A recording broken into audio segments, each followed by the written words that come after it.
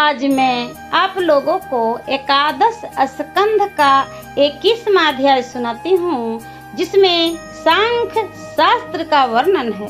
श्री कृष्ण जी बोले, हे उद्धव जी, अब मैं तुम्हें जिसके सुनने से भेद बुद्धि दूर हो जाती है और जिसे महामुनि कपिल जी ने गाया है, ऐसा वह सांख्य शास्त्र सुनाता हूँ। हे उद्धव जी, जो देखते हो और जो दिखाई पड़ता है, यह सब प्रलय सतयुग के आरंभ में और जबकि लोग विवेक में भरे हुए थे, तब भेद रहित एक ज्ञान रूप था।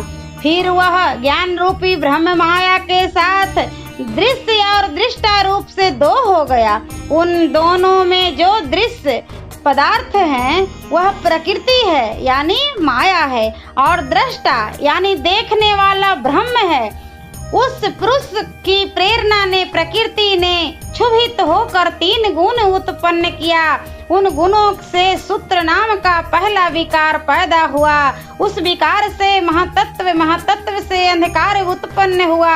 वह अहंकार सतत्व रज्जु तम 3 तरह का हुआ और जड़ चैतन्य की गांठ होकर शब्द स्पर्श आदि पात्रों का विषय 10 इंद्रियों और मन रहित इंद्रियों का कारण भी वही हुआ। तामस अहंकार से 5 तत्वों की उत्पत्ति हुई। रजस के 10 इंद्रियां प्रकटी, सात्विक से 10 दिशा और चंद्रमा उत्पन्न हुआ। मेरी प्रेरणा से सारे पदार्थ एक से मिलकर ब्रह्मांड को उत्पन्न किए। तब उसमें से मेरा विराट रूप अंड निकला। वह अंड जल में पड़ा रहा और उसमें मैं लीला करने को घुस रहा। फिर मेरी नाभि से कमल निकला और उसमें से ब्रह्मा प्रकट हुए। ब्रह्मा जी ने तपस्या करके सारे लोकपालों सहित लोकों को रचा, जिससे लोकों की रचना हुई। हे उद्धव, इस ब्रह्मांड में छोटे बड़े भारी हल्के जितने पदार्थ है, वे सब प्रकृति पुरुष दोनों से मिले हुए हैं। यद्यपि व्यवहार में सब भिन्न जान पड़ते हैं, तथापि सब परमेश्वर रूप ही हैं। यह सृष्टि वैसे ही व्यवहार भिन्न है, जैसे सोने से सोने का गहना या मिट्टी के बर्तन। जैसे मिट्टी अपने में से पिंड लेकर घड़े को रचती है, उसी प्रकार परमात्मा भी इस जगत का उपादान कारण प्रकृति और उसका आधार पुरुष और गुणों के क्षोभ से प्रकट हुआ काल है। ये तीनों मैं ही हूँ। जीव को भोग देने के लिए यह सारी भारी सृष्टि प्रकट हुई है, और जब तक इसका क्षय न होगा, तब तक पिता पुत्र आदि रूप से चलती ही जाएगी।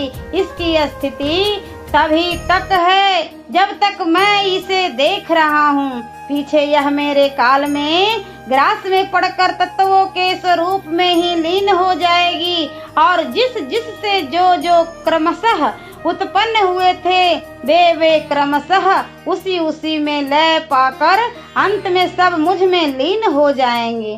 मैं फिर किसी में लय नहीं होने का ऐसा जिसका विचार होगा, उसे भेद भ्रम भी नहीं व्यापने को।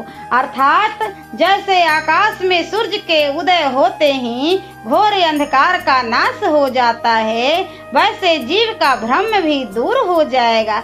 यही सांख्य शास्त्र की उत्पत्ति और लय है जो मैंने सुनाई है। ओम नमो भगवते वासुदेवाय नमः। और एकादश स्कंध का 22वां अध्याय, जिसमें तीनों गुणों का संबंध का वर्णन है, मैं अगले वीडियो में सुनाती हूँ।